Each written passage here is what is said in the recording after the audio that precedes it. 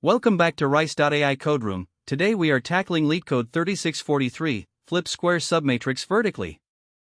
First, let's clarify the problem. We are given a matrix, a starting row and column, and a size. We need to reverse the rows of this specific square submatrix in place. It's essentially flipping the submatrix vertically.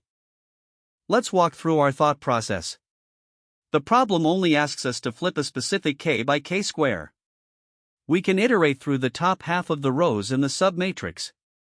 For each row, we swap its elements with the corresponding row in the bottom half.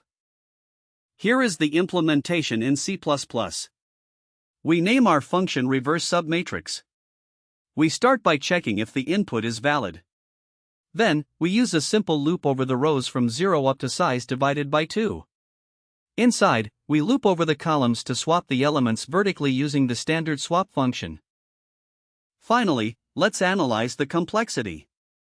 The time complexity is exactly k squared, where k is the size of the square submatrix, since we touch each element in the submatrix once. The space complexity is 1, as we modify the matrix in place. Thank you for watching Rice.AI Code Room.